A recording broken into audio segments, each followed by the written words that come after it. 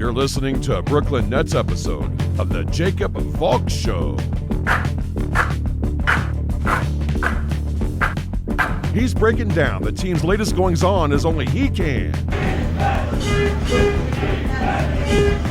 Follow him on Twitter at RealJacobValk. Here he is,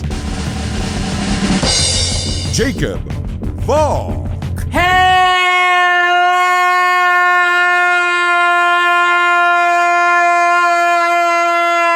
Nets fans!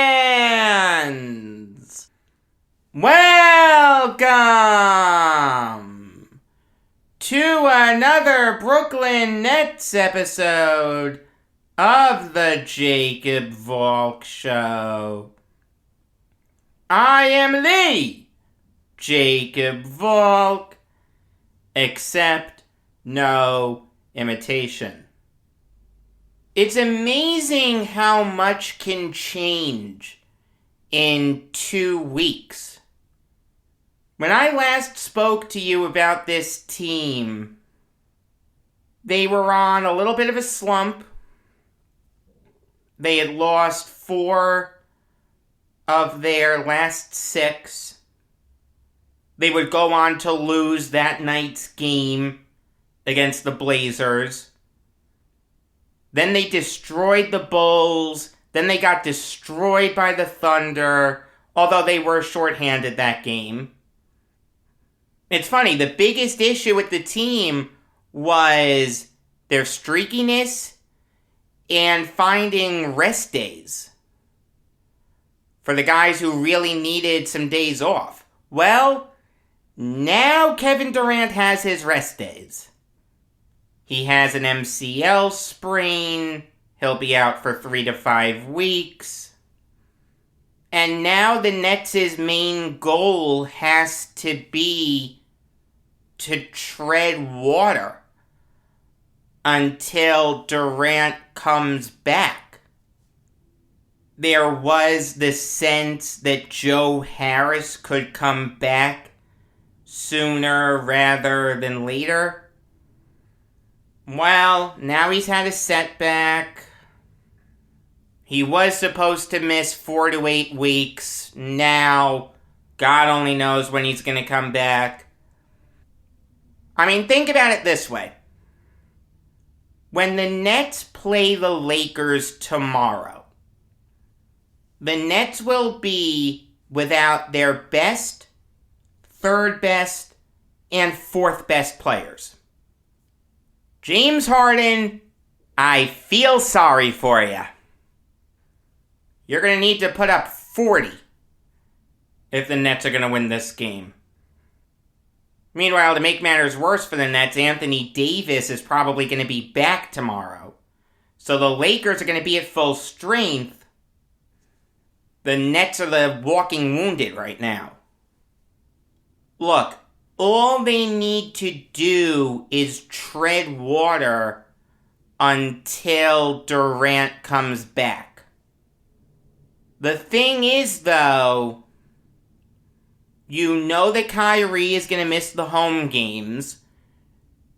James Harden hasn't been his usual self this year. He's still great. Still putting up over 22 points per game, over 10 assists per game, 8 rebounds per game. And I'll get into his lack of fouls in a minute. Yes, we're back to that.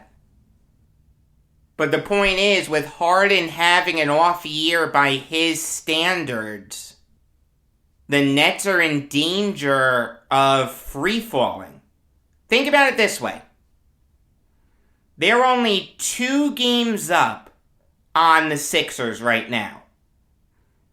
You know what seed the Sixers are? 6. So there's only a 2-game difference between the Nets and the 6th seed. You want to tell me you don't want to have home court advantage because you want Kyrie to play in as many games as possible? Okay, fair enough. But the point is, you don't want the Nets to free fall too much. I mean, I don't want to have to go through the play-in tournament. I don't want to come off all doom and gloom, but it's not looking great for the Nets right now. It's hard to be optimistic about them right now. Can that change in a month? Yes. Absolutely. The key to this season is going to be treading water until Durant comes back. If the Nets are in striking distance of the 1 seed by the time Durant comes back, okay. But if they go on a major free fall and a lot of teams leapfrog them, I'm going to be really upset. I mean, I'll say this. I know that the Lakers aren't a good team this year. But with James Harden as the only superstar on the Nets and Anthony Davis coming back, it's hard to be optimistic about Brooklyn's chances tomorrow. Now, there are other storylines with the Nets. I spoke about Harden not getting to the line a lot. That was an issue earlier in the season, then it died down. Now it's popped back up after that horror show against the Timberwolves. I mean, Harden was getting mugged out there, and he only attempts 4 free throws? I just don't understand it. Even with the new point of emphasis about not rewarding the non-basketball moves, some of these are blatant shots. Like, it's clear as day that it's not a foul, but Harden's not getting to the line because he's James Harden, and he has that reputation of getting to the line on fouls that shouldn't be fouls. So he doesn't get the benefit of the doubt. Even when he draws a ton of contact, the refs swallow their whistle. And the thing is, I feel like that's part of the reason that Harden's field goal percentage is as low as it is. Harden's shooting just 41.9% from the field. That's the second worst mark of his career. His worst was his rookie season. But what I'd love to know is how many of those missed shots were instances where he threw up the basketball after he thought he was fouled. If you take those out of the equation, what is James Harden's field goal percentage? I don't know, but I'd be willing to bet that it's a lot higher. I mean, every night you see Harden go to the referees to plead his case. And it gets annoying a little bit, but the thing is, the guy's getting mugged on a day-in, day-out basis, and there's nothing called. Look, part of James Harden's game is getting to the free throw line. It has always been part of his game. So if he can't do that on a consistent basis, of course his numbers are going to go down. James Harden is being unfairly targeted by the referees. He has every right to be furious. I mean, the thing is, you've got Harden making these moves that he's made for years. And he gets to the free throw line because of those moves. Now, it's nothing. It's hard to teach an old dog new tricks. I understand that's where the point of emphasis comes in, but it's still not right. Like, you have Harden driving to the basket, he gets hit, and there's no foul called. That's not a non-basketball move. That's not Harden kicking his leg out. That is Harden trying to drive to the basket and he is met with contact. I mean, some of these calls, you just scratch your head. How is Harden not getting them? It's really unfair. I mean, how can Harden adapt to that? He could be a little more willing to catch and shoot. He could work on his mid-range game a little bit. But penetrating is such a big part of his game. If you take that out of the equation, he's a shell of his former self. Think about it this way. James Harden, in an 8-year stretch, averaged over 9 free throw tries a game every year. From 12-13 to 19-20. That's when he was putting up over 25 points a game. That's when he was an all-star every year. That's when he was a scoring champion. That's when he was an MVP. That's when he made the All-NBA teams. If you take the free throw element out of James Harden's game, he is a shell of his former self. Harden's getting a lot of heat, but he really doesn't deserve it. It's the NBA for this stupid emphasis, and for the referees for interpreting it incorrectly. This guy's getting mugged every game, no calls. Harden has every right to be upset. If I was him, I'd be furious too. But now on to Kyrie Irving. After the Nets lost to the Cavs a week ago, Irving was asked whether Durant's injury would change his mind about being vaccinated. Kyrie said no. He's made his decision and he's standing by it. He didn't really give a specific reason as to why he's not vaccinated. He didn't say that he wants to stand with the people that have lost their jobs because they didn't get vaccinated. He didn't say anything about microchips. He didn't say anything about plant-based vaccines or non-plant-based vaccines. He just said, I'm not going to get vaccinated. That's it. If I didn't get vaccinated for a non-basketball reason, why would I get vaccinated for a basketball reason? And look, it's upsetting that Kyrie won't get vaccinated. I mean, I've said this a million times. I know he's tired of talking about it. I am too. But it's really unfortunate that he's not getting this incredibly safe and effective vaccine. I mean, I know people who tested positive for the coronavirus, but either had no symptoms or minimal symptoms. Symptoms that didn't require them to go to the hospital. The vaccine works. The vaccine is the best way to protect yourself from the coronavirus. Kyrie may think that he's protected by God, and I totally understand that. I'm a man of faith too, but I also believe that vaccines are part of God's plan to protect us.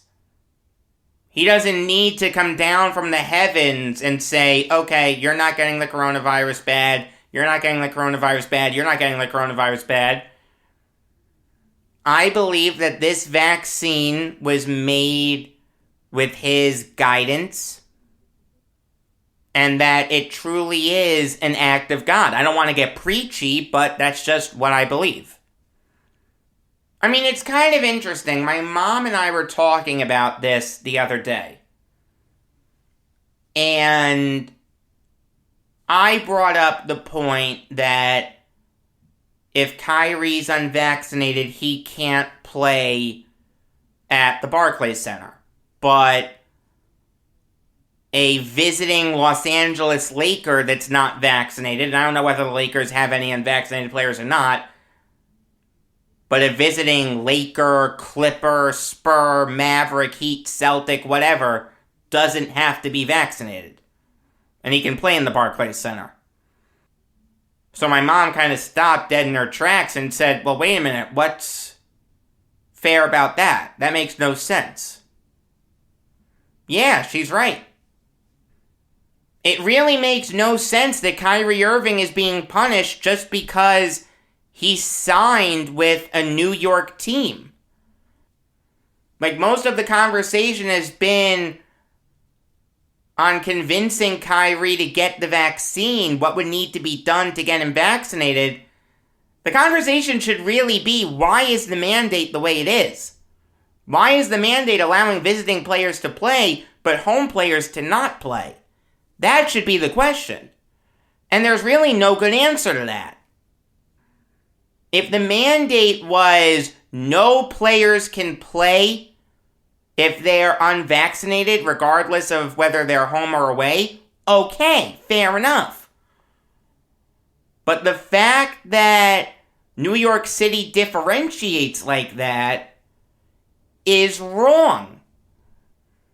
I mean, I'll say this, I am pro-vaccine mandate, but this mandate makes no sense. If you really stop and think about it, why is a visiting non-vaccinated player able to play, but a home non-vaccinated player is ineligible to play? It should be all or nothing. Either make everyone get vaccinated, or no one needs to be vaccinated. I would lean toward the former, but that's just me. So, okay, what would it take to convince the mayor of New York City, Eric Adams, to revise the mandate? Presumably, it would be if cases and deaths decrease, right? Wouldn't that make sense? Like, if that's not going to convince him to change the mandate, nothing will.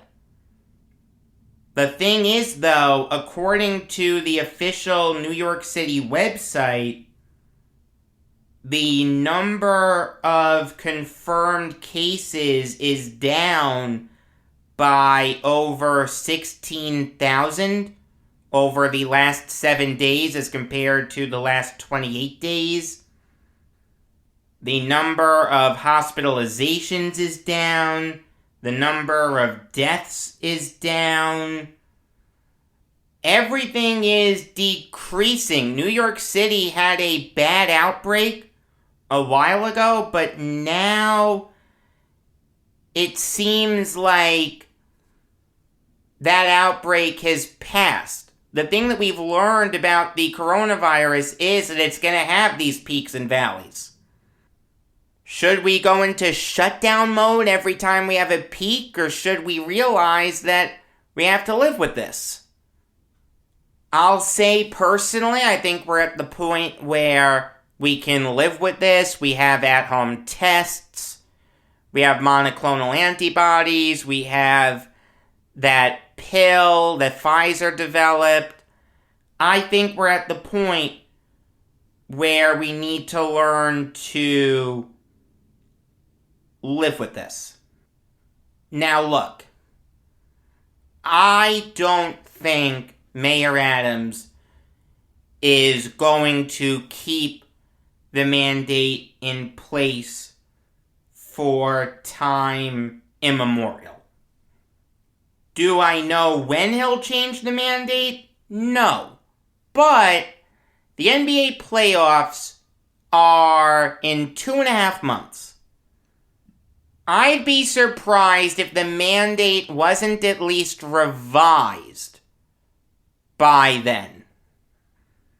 I do think that by the time the NBA playoffs get underway, Kyrie Irving will be eligible to play in home games.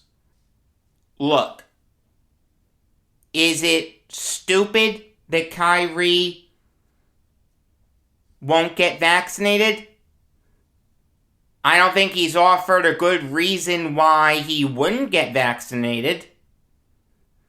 If he's allergic to an ingredient in the vaccine, okay, that's one thing, but we have no idea why he's not getting vaccinated. We've never heard it straight from him.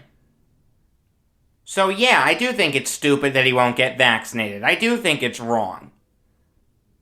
But having said that, it's also stupid to keep a mandate in place that punishes him just because he signed to play for a New York team. That's the part that makes no sense. Either make everyone get vaccinated, so that regardless of whether you play for the Nets, the Knicks, the Spurs, the Rockets, or the Pistons, or say that you don't need to be vaccinated to play. The double standard is wrong. And Kyrie Irving and the Brooklyn Nets have every right to be upset about that. Because it is a double standard that makes 0 sense. You're not going to change Kyrie's mind about being vaccinated, okay? That ship has sailed. And if the science dictated that we were at a point where we can't revise the mandate, okay, fine. But I don't think we're at that point right now. I think Kyrie Irving should be eligible to play at the Barclays Center via a revised mandate. I'm not saying you need to get rid of it entirely, but you do need to carve out an exception for professional athletes. And if you want to throw in actors and actresses, because the theater is such a big industry in the city, you could do that too. I have no problem with carving out those exceptions whatsoever. You'll get another Brooklyn Nets show in 2 weeks. Hopefully it'll be a more happy show. I will say this, I absolutely despise talking about the coronavirus. I've said this before and I'll say it again, regardless of whether you like Dr. Fauci or not. I think we can all agree that it would be better if he never became a household name. You'll get a New York Islanders show next week. Regular episodes of the Jacob Valk Show come your way every weekday afternoon. Until next time, I'm Jacob Valk, and always remember, if you disagree with me, you're wrong.